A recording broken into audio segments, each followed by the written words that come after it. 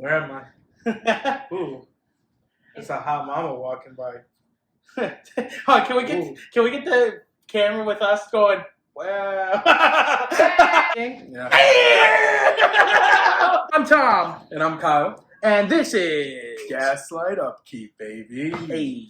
So, to kind of go into what we're doing and why we started end up making these episodes, I was trying to understand why you don't ever hear people talk about older sets, what's the relevance of some of the cards. Yes, there's a lot of reprints throughout the sets. We were unable to find episodes or just realistically content that wasn't at least 6 years old to look into older sets because, there's a lot of good cards that are still out there that we didn't even know existed because of the fact that we got back into Magic maybe like 3 years ago. We started off when we were much younger, obviously. So I started off when it was like Zendikar, the original, Shards of Alara and Scars of Mirrodin.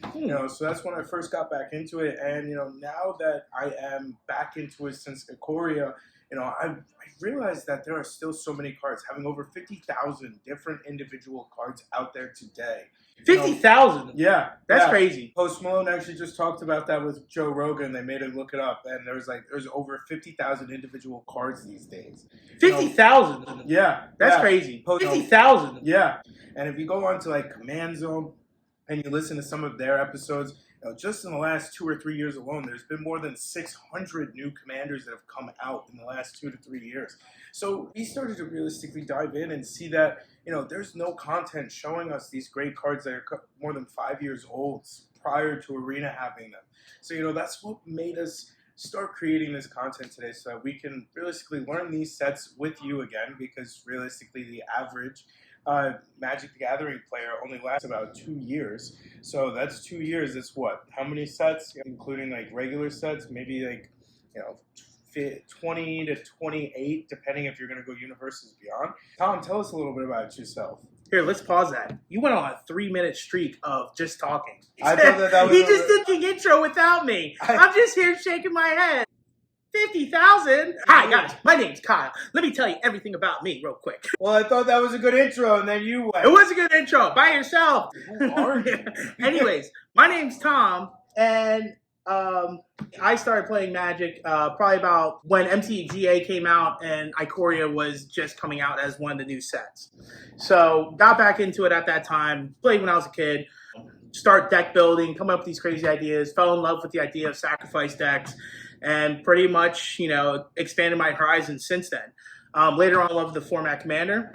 But as Kyle said, as why we are doing this, to go back past before, MTGA like sets that came out and see what other cards are out there with the new sets that have just released between Lord of the Rings, Commander Masters, and will be Wilds of Eldraine. Don't mind me asking you. So no, Tom, I want you to keep going on. I want this to be a beautiful monologue so that the viewers can understand who you are as a player besides your aristocrat. Considering I went on a 3-minute long monologue by myself, you deserve your own monologue. So why don't you tell these people more? Because clearly I talked too much already so far. Anyways, Kyle, what set are we introducing today? So today we're going to be talking about Aether Revolt. In case the name of the set wasn't clear about this, there's a revolt happening in Kaladesh. Yep. Revolt, baby! Come on!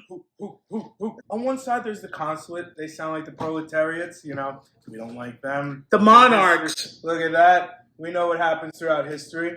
So they've had their inventions confiscated, restricted ether access, as well as that, and generally made life more difficult. Yes. Because of it. These are the citizens of Girapur. In case you don't know where Girapur is. I don't. Me neither. Next to Egypt, maybe? Who knows? Yeah, it's the Moors are from, right there in northern Africa. Did you say Mormons? No, Moors. Just kidding. Anyways, one thing about this. This set came out January 20th, 2017. Kyle, what were you doing at that time? I was actually getting back into school, owned a couple of businesses, and then I moved on to bigger and better things, went to the University of Alabama that August. It really changed my entire life from there. Now I work in tech. It's been a wild ride since then. That's actually probably my first glow-up year. How about yourself? I'll tell you what, that was Donald Trump's glow-up year too, because that's when he got inaugurated. So crazy stuff. No politics on here. Although unless you were trying to negotiate for a win with the politics in the Commander game, then by all means. Not only that, another fun little fact that I did find out, Japanese toilets. Japan ended up standardizing the iconography, the electric toilet seat control. So good job, Japan. Not only is your anime good, but so is the little pictures you use for the buttons. Let's get back on topic, We're going right? to get back on topic. We're going to talk about what colors really stood out. Yeah, what is your favorite color out of the whole set? My favorite color is always going to stand out in the green sphere. You know, just like Magic the Noah, Green, man. Green is my favorite color. Everyone loves green. Green can basically do it all as well. You know, green can do drawing as well, but normally it's like if it's a creature that is more powerful than 3 or 4, that's when it's going to be relevant in those aspects. You know, I think I actually... You want to know what my favorite color is? What's your favorite color? It's actually no color in this deck or in this set. Oh, colorless. All the colorless artifacts that we have in this set are absolute bombs. We're gonna go over a couple some of them. A lot of them are actually just straight up win combos. One of them's already banned, which is Paradox Engine. Crazy card. But going out of, the colors, if that is a color, color. Like, what are your initial thoughts on like the market of this set? Go on to the market side of these cards and whatnot, because that's kind of like what I like to look into. I do like the financial aspect of it. You know, it's kind of like little mini stocks, because it all depends on what set is out, what cards are relevant, what are the mechanics that are being played in the metaverse, as well as in any format. But on the financial side, it's kind of wild to see that these sealed products, obviously, the differentiation between sealed and opened, it is astounding, because the cards inside it are actually worth like a fraction of the price. Reprints due to, bannings, due to, necessity side of decks, because there's always going to be staples. Kind of go into the finances, there's not a lot of cards that are realistically over that $10 range. In my number, there's only 5 of them. Yeah. What would you say is your favorite of the 5 that are over the $10 range? And, why do you think that they are relevant being at those price ranges? Well, I'll tell you what, with the mechanics that are in here, none of them are hitting up above that price range, right? Mm-hmm. We have the Revolt, Energy, Improvise, and Vehicles mechanic. None of those cards are hitting above $10. Not even the vehicles, which is kind of surprising. Of all of the more expensive ones, just to like name them right now, just Walking Ballista, Metallic Mimic, Heroic Intervention. Honestly, I think that's where it stops. Yeah, I only see 2, 4, 5, and then it goes to Rich Car's Expertise, which is going for a $5.50 range. And that's just on Moxfield. That doesn't mean that it can't be a little bit higher or lower if you're going to be going on to TCG players, especially with the competitiveness of sellers. Because, if you see a market price and you're trying to get rid of a card because you're either just starting to sell or you're realistically trying to build your brand on top of it, you are getting those sales. You always want to be slightly under what the market price is. The more that I got into Aether Revolt, with the cards like Walking Ballista, Metallic Mimic, and then obviously Rich Car's Expertise onto it, it's kind of making me want to build one. Tell you what, I did buy a couple cards from this set. Tell me a little bit, what did you end up getting from it? Metallic Mimic was the most recent one. Building a Yawgmoth deck, love my sacrifice. Metallic Mimic does hit the one combo with Putrid Goblin. Learned that from CGB, shout out to him. Makes great contact on YouTube. Metallic Mimic, basically it's a 2-mana artifact. Artifact creature, shapeshifter, so it can be any type of creature. And then with that, you choose a creature type, and Metallic Mimic is the chosen creature type. And then each creature you control of chosen type enters the battlefield with an additional +1/+1 counter. Now, pair that with Putrid Goblin. Putrid Goblin has the ability with Persist. Whenever that creature dies, it comes back to the battlefield with a -1/-1 counter. When if you just keep doing that with Metallic Mimic out, it comes back with an extra +1/+1 counter. So it never dies. You just keep killing it. Bang, bang, bang, bang, bang, bang, bang. Hey, if that's what you like, if that's how you get the cookie to crumble, you fucking let it happen. How about you? Did you buy any cards from this set? Yeah, so what I got recently was Lifecrafter's Bestiary. That's a good one. At the beginning of your upkeep, scribe 1, and then... And whenever you cast a creature spell, you may pay a green! Oh, I actually did build this around a Galadriel deck on MTGA, Historic Brawl. Mm-hmm. Wow, does that thing pop off, especially if you have a Great Hand and a Beast Whisperer on the field? Oh, yeah. You just draw 3 cards every time you play a creature. To kind of finish off really quick before we start really diving into, our favorite cards, what commanders are we building around, I want to just at least touch upon the financial portions of it, because, You know, the most expensive card is Indomitable Creativity, sitting at around the 20 to 22 range. Hasn't been reprinted. Definitely at an all. interesting one. Yeah, and Tom, you had some really interesting information on it, so I'd love it if you'd share. Well, I was gonna say why it is. when you first look at this 3 mountain X generic sorcery, and it destroys X artifacts and or creatures, and then for each permanent destroyed this way, its controller reveals cards from the top of his or her library until an artifact or creature card is revealed and exiles that card. Those players put the exile cards onto the battlefield, then shuffle their library. It's kind of like a chaos transform, or probably closer to a chaotic transformation. What you want to do is build a deck that doesn't have any creatures except one that you want to absolutely tutor out onto the battlefield. That's like an absolute banger, like Jin-Gitaxias, 10 mana, and then have an artifact that comes out to the battlefield that's just one in your deck, and it could be like a Portal to Phyrexia. What you do is you build the deck to basically produce the tokens of creatures and artifacts, and then you play Indomitable Creativity. Let's say you pay 2 for the X, so you're paying 5 mana. You destroy a creature and a treasure token, and if I knew any better, a Fable of the Mirror Breaker does that for you. And guess what? Now you have a Jin-Gitaxias out on the field for 5 mana and a Portal Phyrexia on the battlefield for 5 mana. Cheat codes. This is why we have Tom here. He's our combo guy. He's the combo guy. I'm just the guy that sits here and looks at all the analytics of what's the relevancy of cards. Money combo guy. Exactly. Hey, I'm not here to say that you're going to make $1 bajillion. We're thrift flipping, baby. I love to buy a lot of the cards, you know, Commander's Quarters, shout out to you. You know, he always brings up a lot of cards that are the under dollar value range that are realistically 3 mana value or less that should be put into your decks. There are good cards under $1. There are. You don't have to make a $10,000 deck to win. So, you know, to kind of get back into it, what was your favorite card out of this set? Mine was Sram Senior Edificer. It's the ultimate card to put in any Voltron deck. It's white, it's a draw card whenever an equipment, vehicle, or enchantment, right? Draw a card whenever it comes into play. And me, in my Voltron deck, I've got 34 artifacts in my deck. And barely any card draw. Boros, so, you know, we need as much card draw as we can get. It doesn't help when Red's constantly all about drawing cards, but also discarding cards, because some of those artifacts you can't really bring back from the graveyard. Unless you have Mantle of the Ancients into the field. Shout out to Mantle.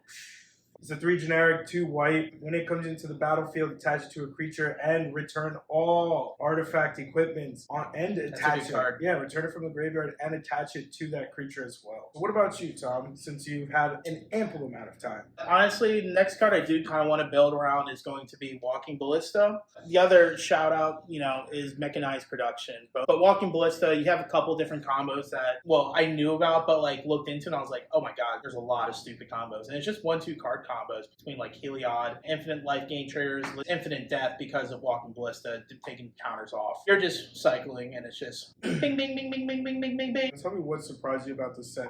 One thing to note is Brawl Chief of Compliance. I did not realize that this card was in there. I look at this card and I'm just like, God, that's just like not fun to play with. It's a 2 mana creature, a blue and a generic. It's a human wizard, 1/3. It has instant and sorcery spells you cast cost 1 less to cast. Whenever a spell ability you control counters a spell, you may draw, and if you do, discard a card. It's a 2 mana commander, and it's banned in dual commanders. You're just countering everything, you're just not stopping. Nope. That sounds like a good time to me. Nope, subjective, right? But another thing that also did surprise me is Yahenni, Undying Partisan. This card is a banger, my guy. This came out for Aether Revolt. It's 3 mana, 1 black, 2 generic, and it's a legendary creature, Aetherborn Vampire. Has haste, and whenever a creature an opponent controls dies, put a +1/+1 on Yahenni, Undying Partisan. And then it has the ability to sacrifice another creature. It gains indestructible until end of turn. What's really cool about this commander is you can get it down pretty early, especially if you have a Dark Ritual in hand. You're getting that out turn 1. Now you have a 2/2 with haste already attacking, doing commander damage. And then not only that, but let's say the board is completely flooded, Kyle. What does that scream? Board wipe. That's right. And the lag. You do a board wipe, you sacrifice a creature, you make Yahenni indestructible, you get to keep Yahenni, everything else is dying, and not only that, but now you just made this 15/15 creature, or even worse. Pretty good. No lag. It's a solid card. It's your aristocrat deck specialty. Definitely some fun stuff you can do with this, especially if you just had some creature that kept coming on the battlefield after killing it, like a metallic mimic and a putrid goblin, forever indestructible. That's when you need an all is dust, my friends. All is dust. Sacrifice all non-land permanents that are 1 or more colors. And Meat Hook is also good, but it's -1 counters, because that's the only way that you can beat Indestructible. Exiling it or putting -1 counters on it until it hits 0, and then it dies, no matter what. And now you know. And now you know. What surprised me out of this set was this is where Heroic Intervention was originally created. Into what Heroic Intervention is. It's a 1 generic, 1 forest. It's an instant, and it says permanents you control gain hexproof and indestructible until the end of turn. It says $14.99 on Moxfield, but I know for a fact they were going for about $6 to $8 in that range because it just got reprinted in Lord of the Rings. Commander Adventures in the Forgotten Realm. You got Core Set, Theros Beyond, and then Lord of the Rings. Yep, and it did just get reprinted in Commander Masters as well, so it's in the $8 range right now. At its peak, it was around like $20. And that's just just looking back 3 months. 3 months ago, yeah. It's so how cards hold their value, in case you don't know, is realistically desire for it and the scarcity of it. Supply and demand, simple economics, whether you want to do macro or micro. With it being reprinted so many times, it's going to keep going down. A lot of the cards that you see under the dollar range these days, you could check back when they were originally created, and you could see that they were going for $5 to $10. It's because of the fact that they get reprinted so many times that they're just a bulk card at this point. The reason why this card surprised me is this is where it was first introduced. Heroic Intervention. This is when it was first like 20-some bucks. But that was my card that surprised me. What cards do you already have from this set? Besides the Metallic Mimic, I do also have a Heroic Intervention. A card that is really worth mentioning that went into my Yawgmoth deck is Fatal Push. And this is only an uncommon. It's actually one of our most expensive uncommons in this. Basically, one Swamp Black Mana, instant card, and destroy target creature if it has converted mana cost 2 or less. And then this is the only Revolt ability that's actually expensive. Destroy that creature if it has converted mana cost 4 or less, instead if a permanent you controlled left the battlefield this turn. And that could be anything to a treasure token, or, I don't know, maybe you sacrificing your creatures because they like to die. The Fatal Push is a really good card. 1 mana instant, you're destroying any creature that's 4 mana or less. That's what you're looking for. No. Cheap mana. So some of the cards that I have in this deck are out of this set. Brunar deck, I have Srom. I have Heroic Intervention in several of my decks. I've got about 10 decks in total. And I bought Walking Ballista because, the longer that we've researched into this set, the more it makes me want to get a +1/+1 deck. So I bought that. I have Rishkar's Expertise. I have Ajani Unyielding, Oath of Ajani, and my Atraxis Super Friends deck. You have a lot of cards from this set. Unbridled Growth, and then obviously Negate, Well, those are all the cards that I have. So what cards are you adding to your current decks? One thing I do want to mess around with is probably the Indomitable Creativity. I definitely built a couple decks that revolved around it. And honestly, I think I can totally see myself going with like a Gruul type color, playing with Indomitable Creativity, Chaotic Transformation, and Transmogrify, and then just put on a big old creature on the battlefield. Not sure what it's going to be. It might be an Itali. I've got all those cards already. All the cards that we're putting into my current decks from this set. And this goes into why we think this is important, because these cards, when have you heard Lifecrafter's Bestiary prior to this? That card probably would have not meant much of anything until Galadriel came out. Yeah, if you want a scry deck, Lifecrafter's Bestiary is a must. I added that, I have it in my Galadriel deck already. I got Baral's Expertise, Rishkar Pima Renegade, which got reprinted again in Commander Masters recently as well. You know what? I just scrolled over this card. There is actually one other card I probably would add as well. So Trophy Mage. What does that do? Is a 3-mana tutor, basically a 2/2 creature that tutors an artifact that's converted mana 3, and you can reveal it, put it into your hand, and shuffle your library. Only reason why I would get this is so that way I can tutor a Crucible of the Worlds for my discard land deck. Hello! Oh, you want to get in here? She's like, yeah. Oh, you get in here. Oh, you come join us. Oh, hello. We got the celeb right here. You got the Nessie Bear.